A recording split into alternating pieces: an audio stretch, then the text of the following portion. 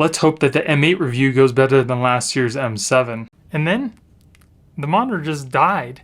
So this is Samsung's brand new M8 monitor, and it's the direct successor to last year's M7 monitor. If you guys watched that review video, you'll know that it didn't go quite well for me, as well as a lot of other people that purchased the M7.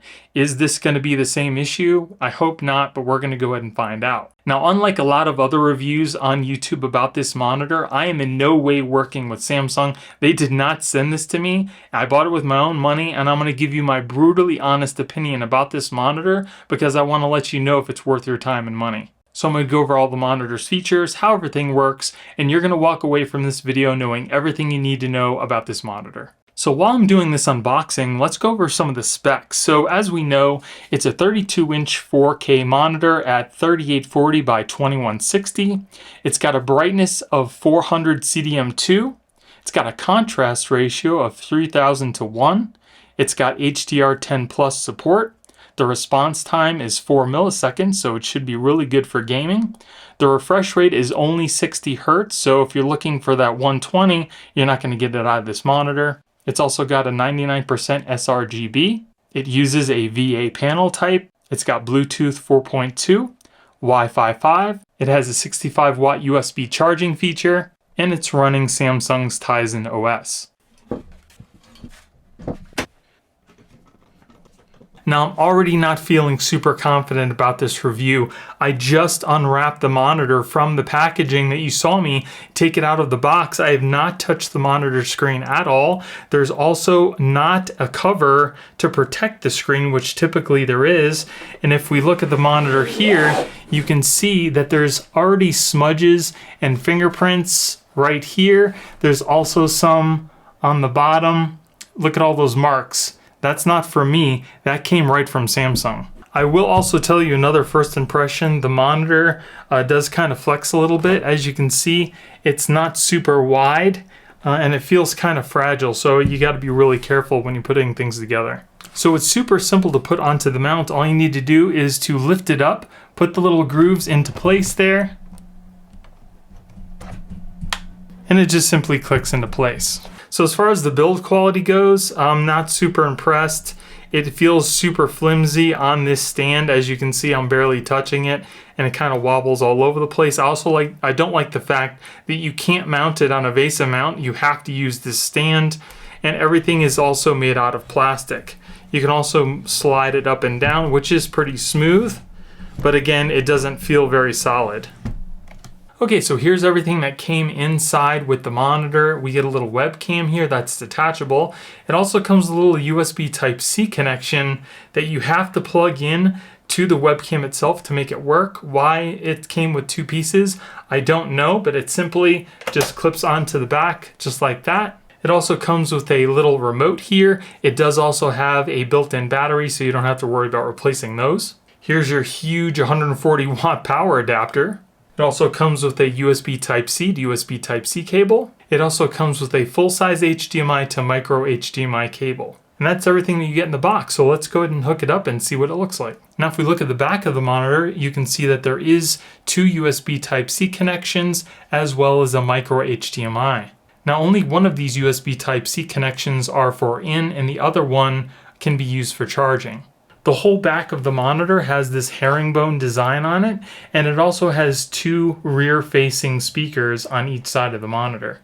And in addition to just taking off the web camera, it does come with this little cover that's magnetically held into place on the back that you can just put over the front so you don't have to worry about people seeing you. It also has some backwards tilt. It doesn't tilt forward any more than this, but you can tilt it back a little bit if you need. Okay, so let's go ahead and turn on the monitor for the very first time.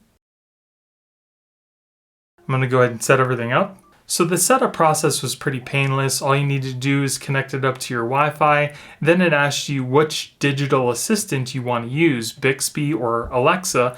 I would suggest Alexa if you have it, because it's definitely better than Bixby. So here, as you can see, we have all of our streaming apps up at the top. I haven't added any of these. These are ones that came already built into the dash. If we go to our list here, you can see you can change things around if you want. And then if we go to our apps, You can see it has a list of other streaming applications that you can go ahead and install if you don't already have them on here. The only thing is it doesn't use Google's App Store. It uses the Tizen OS. So whatever you're going to get on here, that's pretty much it. So let's go and take a look at our settings real quick. Here's the picture. We have our different modes. We have standard, movie, filmmaker, and that's pretty much it. We have eye care, expert settings where you can pretty much tweak anything you want. The brightness, contrast, sharpness, color, tint. You can apply picture settings to all sources or just the particular one that you want. Picture clarity settings. We have a contrast enhancer, color tone, white balance. You can change the gamma. Shadow detail, color space settings, smart calibration, and reset picture. If we go to our sound, you can see it has the output for the smart monitor speakers, or you can connect a Bluetooth speaker if you want. We have sound mode, standard, and amplify, and we have our expert settings for balance, EQ, digital output. You can only set it to auto right now, auto volume, sound feedback, and reset sound. Then for our connection, as you can see, you can change the network. We have external device manager, Apple AirPlay settings, which is nice because I have iPhone and iPad. We have settings for gaming, general, accessibility, voice assistant, Amazon Alexa, voice wake up on, voice hint, Amazon Alexa settings, broadcasting, system manager, parental settings, power and energy saving, start screen options, and reset. Let's take a look at the start screen. You can auto run the smart hub, auto run last app, auto run multi-view mirroring, auto run multi-view casting.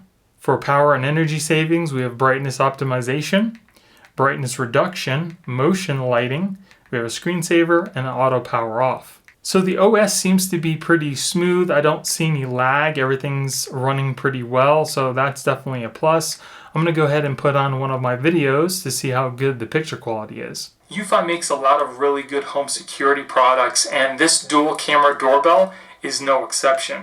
If you receive a lot of packages at your house. So as far as the picture quality goes right now, it definitely looks really good. It's nice and crisp and clear, and the colors look pretty accurate. As far as the sound quality goes, the speakers are pretty trash. I would definitely recommend hooking up an external set if you do have them, or use the Bluetooth feature versus the built-in speakers. Now the monitor also has this thing called multi-view, and basically what that does is it splits the monitor into two halves, allows you to watch video on one side and maybe browse the internet on another. The only thing is it makes the picture super small, maybe even unusable, especially if you're going to be using it for a web browser, but the feature is there.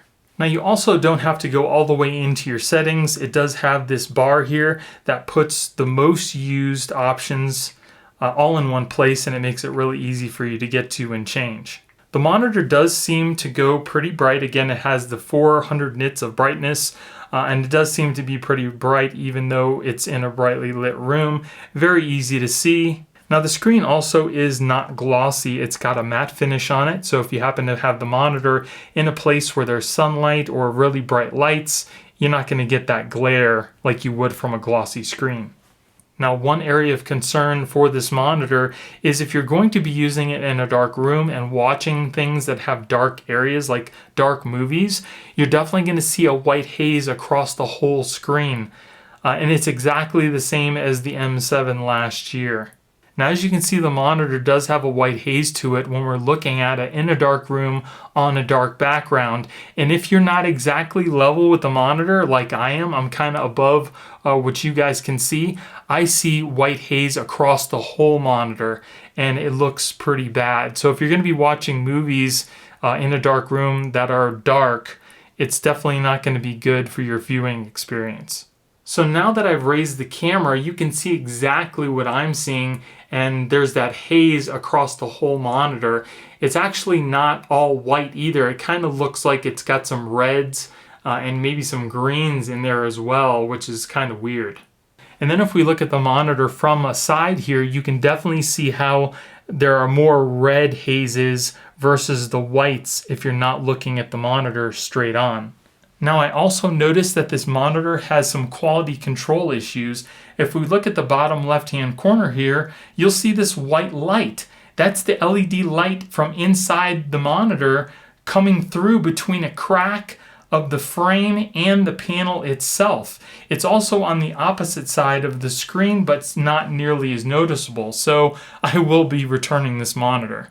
So this is the other side of the monitor, but as you can see, it's not nearly as bad, but still noticeable. Now that was with the contrast and the brightness up to 100.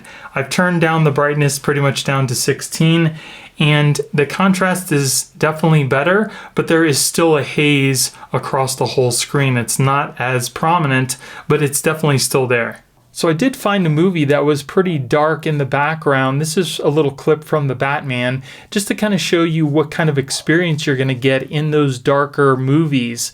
So if we look here at the screen in a darker area, you can definitely tell that there is that white haze over the whole screen. It's definitely not the best, but if you don't plan on watching videos in a dark room with a dark portion of the video, then you really don't have to worry about this. Now, depending on which angle you're looking at this monitor, or if you're not looking at it dead on, again, like I showed you before, you will get that white haze, and then some areas it'll have this reddish haze, which I can see right here. So that's definitely another con for this monitor. And as far as text goes on this screen, it definitely looks nice and clear and not jagged. Now, another really cool feature about this monitor is the fact that you can use AirPlay with it. So I'm currently mirroring my MacBook Pro screen to the monitor wirelessly, so you don't have to hook up any USB Type-C cables. All you need to do is go into the settings up in the top right-hand corner, click on Screen Mirroring, and you'll select the 32-inch Smart Monitor M8. And as you can see, I'm just mirroring what I have on my screen. Now I will tell you there is a little bit of a lag between you moving the cursor and the cursor moving on the screen, which doesn't make it easy to use. And I definitely would tell you to not use the AirPlay if you're going to use this for gaming.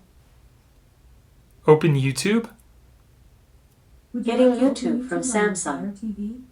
You can see it's already connected. So that was pretty cool. It just opened up the YouTube app and it started playing the video that I was last playing. So not bad. So here we're using the M8's webcam, and as you can see, the picture quality looks pretty good. I don't really have anything to complain about. There's no graininess. It's pretty clear. So good job on the webcam.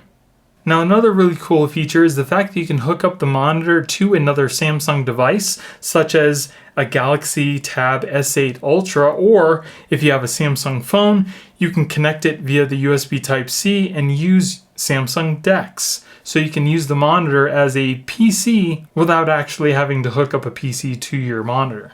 So all you need to do is plug in the USB Type-C cable. It charges your device, and as you can see, we can go into Samsung DeX. So here we're in Samsung DeX. As you can see, we can use it as a portable PC. So if you want to hook up a mouse and a keyboard so you can use it like a computer, all you need to do is hook up a dock in the back of the monitor's USB-C port that's not being used, and then you can use your mouse and a keyboard just like you would on your computer.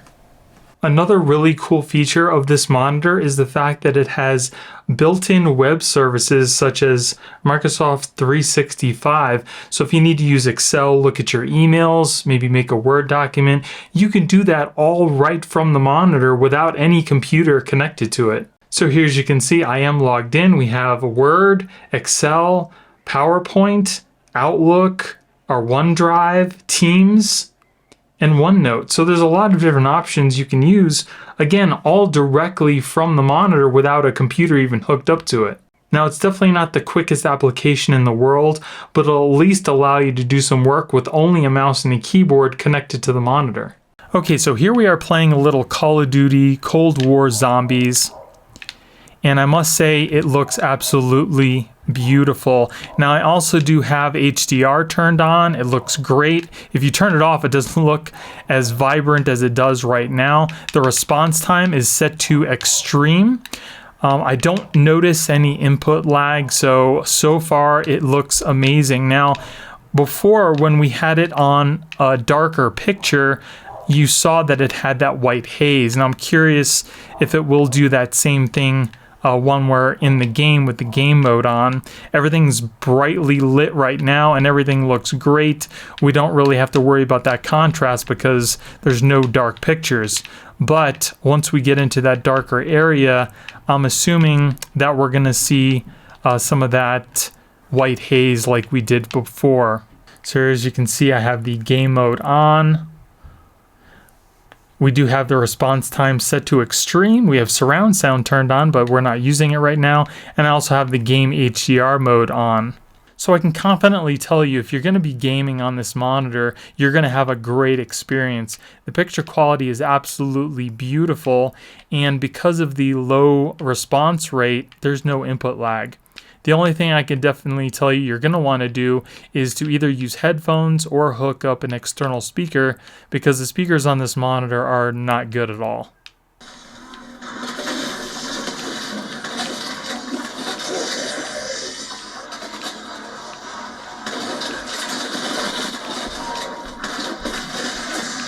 And then in the 4K details for the Xbox, you can see it supports the HDR10 for gaming, 4K obviously, 10-bit 4K, but it only accepts 60 Hz. Another cool thing you can do is if you have an iPad, you can connect the USB Type-C cable to your iPad and it will mirror whatever's on your screen here onto the monitor. You can also rotate the screen. It also charges your device while you're mirroring. And there's absolutely no lag whatsoever that I can see. So here we're testing out the wireless mirroring option on your iPad with the monitor. I can definitely tell you that there is a little bit of lag versus when we had it connected up to the wired connection, but it does still work. Good morning. Good morning. Today is New Kids on the Block Day, which has been celebrated annually since 1989. This holiday may not be so new anymore, but it sure is hanging tough. Oh boy. Good night. Good night. Sleep tight. Now I know I said before when I was setting up the monitor that I didn't notice any lag in the menu, but after getting to use it a little bit, I can definitely tell you that it does lag at times. It can be a little annoying, especially if you're trying to do things fast, because you'll click on the button, it won't do anything right away, you'll click the button again, and then it kind of just goes crazy a little bit, so that's just something to keep in mind. And here's a closer look at the remote control. It has a dedicated button for Disney+, Netflix, Samsung TV Plus, Prime Video. Here are your volume and channel buttons, your home button, your back button, your play pause button. This is to select, and the OK button in the middle, the voice button, and the power button. Okay, so here I have my Mac Studio hooked up to the Samsung monitor, and I also have the Mac Studio display monitor right next to it. And also, so you can see, I have the brightness turned all the way up on my studio display, and the brightness is all the way up on the Samsung monitor, so you guys can get an idea of what the differences are there. So here we have a pretty colorful wallpaper that I'm going to use as a comparison. You can also see how brightly lit the display is on the Mac Studio, and then I'm going to bring this over here, and you can see that there's a huge difference between the brightness. The colors on the Samsung seem more saturated. They definitely look good. They're very vibrant. But again, like I said, your experience may be different than mine based on how your settings are. So colors definitely do seem like they can be very accurate. You may just need to do a little bit of tweaking in the settings itself to get it the way that you want. And then here I have the same image side by side. As you can see clearly, the Samsung is definitely dimmer, but the colors look a little more vibrant than they do over on the Samsung Studio display. So here is that colorful wallpaper side by side with the Samsung. The colors are definitely really close. I can definitely tell that the Samsung is more saturated than the Studio display, but it's subtle. It's not like in your face. So if you didn't have these side by side, you may not be able to tell the differences. Small text on this monitor is definitely easily readable, especially at this size. As you can see, when I move over the preferences from my Mac, it does definitely get bigger on the Studio Display, but when I move it over to the Samsung, because of the scaling, it definitely gets smaller, but it's still easily readable and it's still nice and crisp and clear. So now after seeing all that, the biggest question here is, would I recommend this monitor to you? And my answer is definitely no. I think Samsung missed the mark on this pretty big because last year's M7 had pretty much the same features as this monitor does with a couple exceptions, and it was about half the price as this monitor. I definitely don't think the inclusion of a selfie camera and maybe some extra brightness are definitely worth doubling the price of a monitor. So let me explain to you how I got to this conclusion. I definitely do think that the cons outweigh the pros on this monitor, and that's why I wouldn't recommend it. But let me tell you the things that I did like about the monitor first. I did like the fact that it had multiple ways to connect to it. Not only do you get the two inputs in the back to physically connect to it, but you can also connect to it wirelessly, and you can also stream on this device. Picture quality is also really nice, especially when you're streaming 4K videos on YouTube. The picture is nice and clear and very crisp. And that's pretty much where the things I like about the monitor end and where the things I don't like begin. I don't like the fact that you can't VESA mount it. So if you want to put this on an arm and move it to wherever you want, you can't do that. You're stuck with this stand. Yeah, it moves up and down, but it's super wobbly and it just feels cheap to me. Secondly, the build quality is not that great. It definitely doesn't feel solid. It feels wobbly, like I said before, and the monitor itself feels like it flexes. It definitely doesn't feel solid, and when you're moving it around, it kind of feels like it flexes a little bit, which is not good. The next thing is quality control. Like I showed you before in the beginning of the video, it looked like the monitor was already used and sent to me. The monitor's brand new. It just came out. How do I have fingerprints and everything all over the monitor already? Next are the little cracks in the side where the LED lights were coming through from the frame. That's definitely not good, and I would definitely recommend anybody return this if you do have that issue. Sound quality on this monitor is absolutely horrible. Yes, it will produce sound and allow you to listen to certain things, but as you turn up the volume, it actually will make rattling noises in the monitor depending on what you're watching. Like I said before, I would definitely recommend hooking this up to a sound system or use anything besides the built-in speakers because they're that bad. Contrast ratio is definitely not that great either. As I showed you, depending on where you are looking at the screen, if you're not looking at it dead on, you will see a haze across the whole screen, and you might even get some of that red haze off to the side like I showed you before. So contrast ratio could definitely be a little better. There is also that UI lag that I mentioned earlier. If you're moving through the menus pretty quickly, you're definitely going to experience it, and it's going to get frustrating. I would definitely recommend staying away from this monitor. Don't listen to all the hype that everybody else is putting out on their videos. This monitor is definitely not worth the $700 price tag.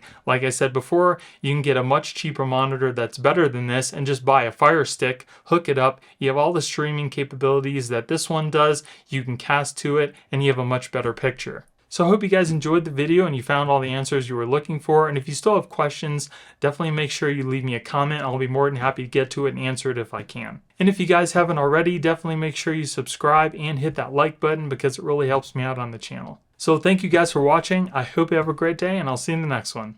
Later.